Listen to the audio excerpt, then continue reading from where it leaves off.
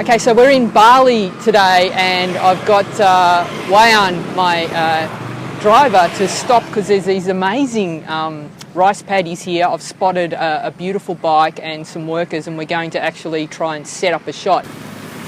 So that's my farmer there. He's working the field, so I have to pull him out away from the field to do this shot, but he has agreed to do the shot. That's his beautiful bike there leaning against the shelter, and this is a view of the rice fields that I'd like to have as a background.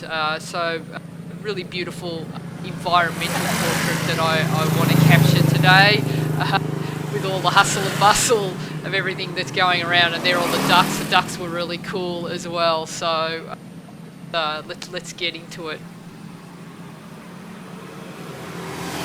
It's still only 8 o'clock in the morning, but the sun is really hard and quite intense, quite contrasty, so I'm going to use flash. So what I'm doing at the moment is, because my cameras have been in an air-conditioned hotel overnight, they're used to the cold. Bringing them out into the heat means that everything's fogged up. So what I've done is I've got the back of the van open, and I'm just getting all my gear out to get used to the heat, so that all the condensation that's on the lenses goes away. And I've also got my camera set up on the road over there. We'll turn it around. So there's my camera there. So I'm actually on a very busy road trying to shoot this, and I'm going to set up my guy over here with the paddocks behind him, and I've just got to watch out that I don't actually get run over here. So basically we've got very contrasty light. I'm going to use a grid spot and override the sun and try and get a bit of this amazing background and try and get a really cool character shot. And I'm going to have the guy holding his bike. So that's the idea for the shot. Hopefully we'll get it. Here's a shot of my Balinese farmer making his way into position. Now, his name is Wayan, and it's tradition in Bali to name your children after the birth order. So the firstborn is always called a wayan, the secondborn is a made, so I'm a made, the thirdborn goes to nyoman, and the fourth child is named ketut. This is the setup I use to take this shot. So basically it's really simple and fantastic for traveling because it's a lightweight kit. Basically all it is a speed light with a grid spot, and it gets even sexier than that. The grid spot is gaffer taped to the speed light, because they're actually usually made with some sort of Velcro attachment, and I'm yet to find one that will stay on. So I just want to make sure it stays put, so I will attach it with gaffer tape, and this way you can have the light on a stand or just ask someone to hold it for you. What's really important is that when you aim the light at the face, it's not very forgiving, so it's very easy to miss in these circumstances. So the light itself, the spread of light is very narrow, so it'll only be probably Wayan's face and part of his shoulder that will be illuminated.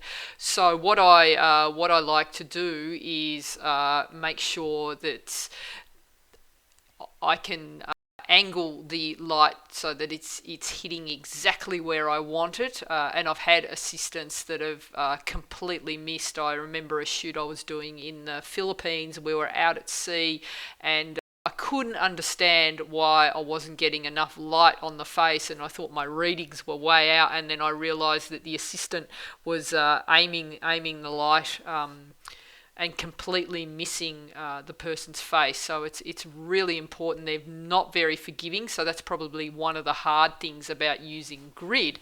But on a positive note, the light is very beautiful, and if you can hit your subject flat on, it's a beautiful light, and I find with darker skin tones, they're more forgiving, and you've got more leeway, so you can really bring them up and overpower the sun, so you can have these beautiful shots where you've got lovely detailed backgrounds such as skies and all the detail, or really drop the exposure down in the background and just a little dook of light in the face, and it really brings it out. So let's get into how I actually did the shot and all the specs. The gear I used for this shoot was the Canon 600EX 2RT, and also the transmitter is the ST-E3RT. So basically what that does is you've got the transmitter which sits on top of the camera, and then you have your flash off camera. What's really cool about this setup is that this little system allows you to have several different flashes, and you only need one transmitter, so it gets rid of the need for hundreds of extra pocket widgets or receiver transmitter situations. The fact that this transmitter screws in, sits on the hot shoe of your camera and then controls all your flashes is fantastic if you're doing photo shoots and you don't have the luxury of several assistants that can get up and tweak all the lights. So you could have a shot where you might have 3 or 4 different lights, and you want to just change maybe the hair light or one of the side lights. You can just adjust it off your camera. The other fantastic thing about this particular speed light is it allows you to shoot a TTL off camera. So basically your camera is constantly in contact with your flash, and it will set the flash power for you, so you don't need to calculate it, and it's actually pretty good. I still prefer to shoot in manual. I like the to have the control, but in situations such as this where I was shooting on my own, I had Wayan, the driver, who wasn't really an assistant. This wasn't a planned shoot. We just pulled over, and I took my luck at getting to do a photo shoot with Wayan, the rice farmer. So it's ideal for this sort of situation. I put on the transmitter, gave Wayan the flash with the grid spot attached to the flash, set it to ETTL, and away I went, and basically got my shot that way.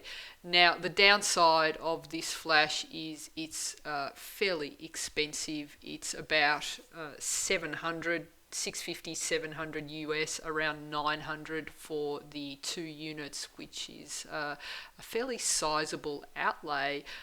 The good news is Yongnuo have also created a knockoff version of this flash, and from all I've heard, it's actually pretty good, their version, and for around $300 US, I think maybe a little less, you can actually pick up 2 Yongnuos and a transmitter, which is great. So I'm actually about to purchase some Yongnuos and the transmitter and test them out for you guys, and I'll do a more comprehensive test with both of them, and perhaps a shootout with the Canon versus the Yongnuo, and see what happens there. But I think it's a pretty good buy, and just having the luxury of being able to turn the flash up and down without having to step out from behind the camera is fantastic for portrait photographers.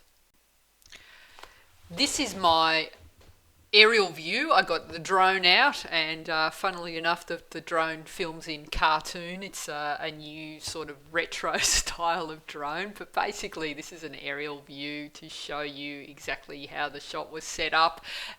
So I've got my camera in front of Wayan, and the Wayan, the rice farmer, is standing in front of me with his bike, and then I have Wayan, the driver slash voice activated stand, holding the speed light with the grid spot in front of Wayan's face.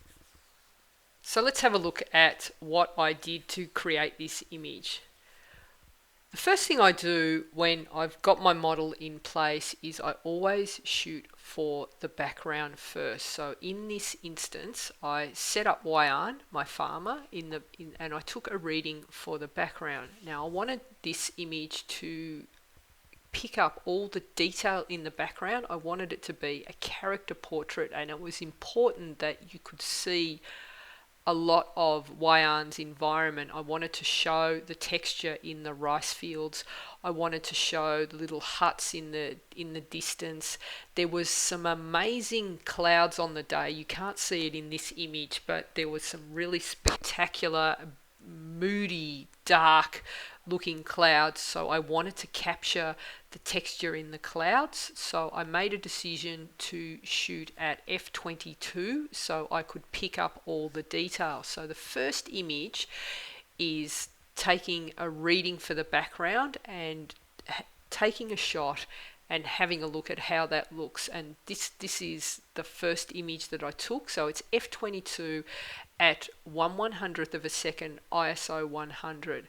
I'm not using any flash at the moment, and you can see that the background is beautifully exposed. Wayan's body is well exposed, but because the sun is high in the sky, his face is completely in shadow, and it's probably about 2 stops underexposed.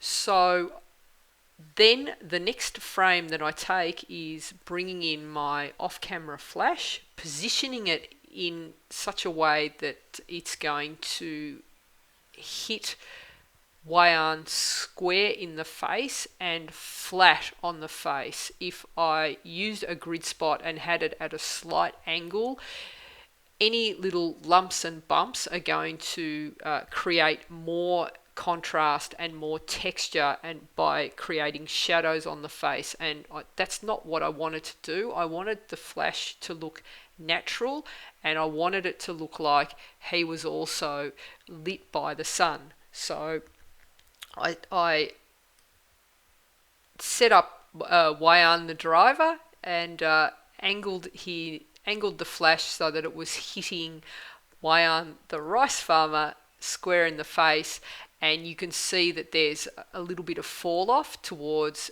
the left hand side of Wayan's face, but his face is beautifully lit and it doesn't look overlit, it looks believable. It's such a small, narrow ray of light that comes out of the flash when you're using the grid spot. It's a hard light, but it does overpower the shadow on the face, and it looks quite believable, and it creates a really good look. So once I'm happy with that, and this was using the Canon 600 flash with the transmitter, and I had the flash set to TTL, which basically it's using the information from the camera and deciding how much flash, balancing the flash for me. So it's a way of being able to shoot without having to sit there and calculate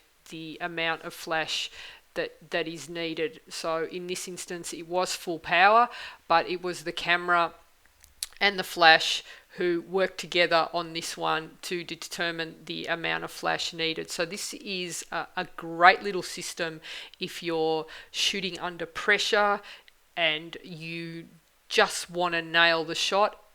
I believe the flash does a pretty good job in calculating the amount of light needed.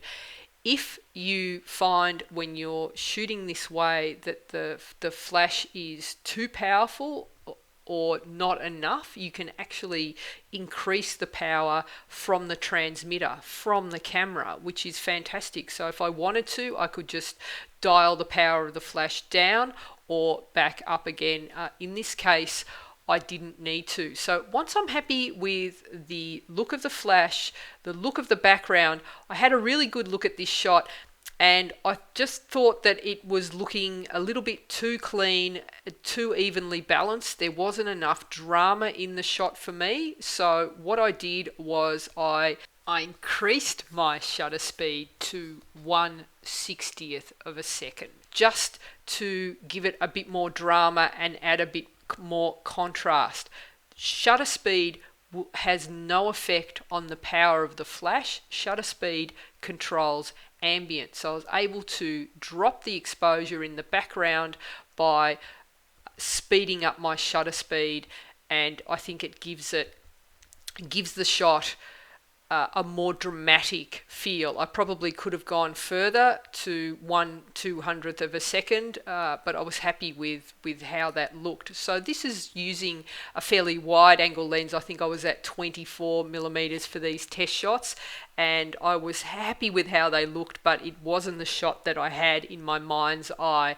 So I just want to show you up close.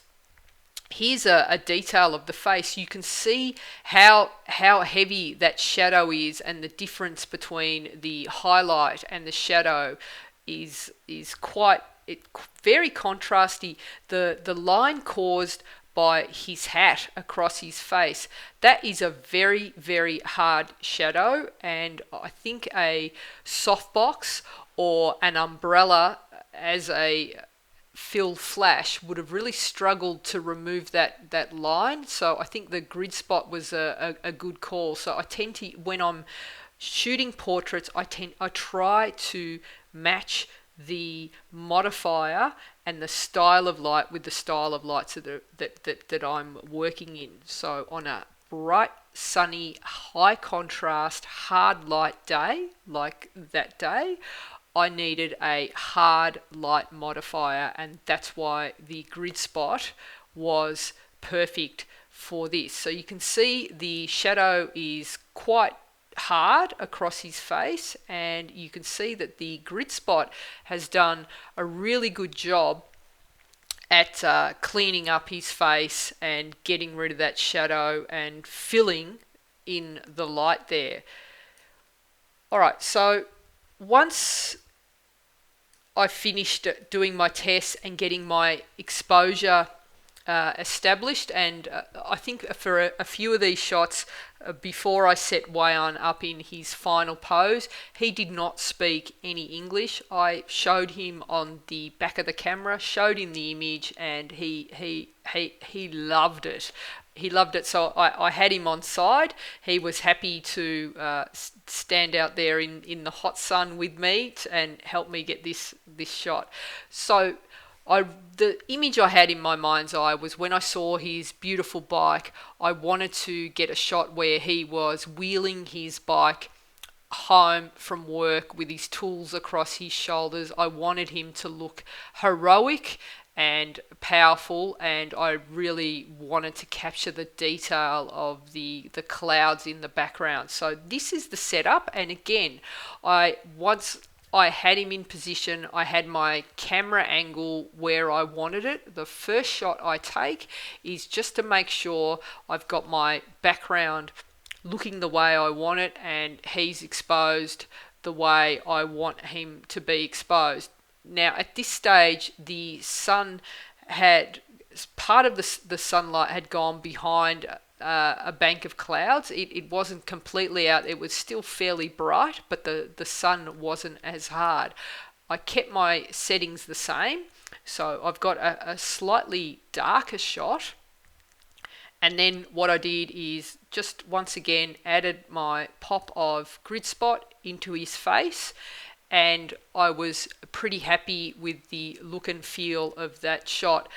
Originally, I wanted this image to be in colour. I had the vision in my mind's eye was colour, perhaps slightly desaturated, a kind of an old world look. But since I've been playing around with a lot of black and white these days, I decided to convert it in color, and I'm really into black and white, and I'm really happy that I did. This is the final edit of that image, and I think it's captured all the contrast, the beautiful detail in his face, all the splatters of dirt on his shirt, and the texture in the grass, the texture in the field, and the texture in the clouds. So that's the final shot. Look out next month, and I'll share a tutorial of exactly a step by step of how I edited this image.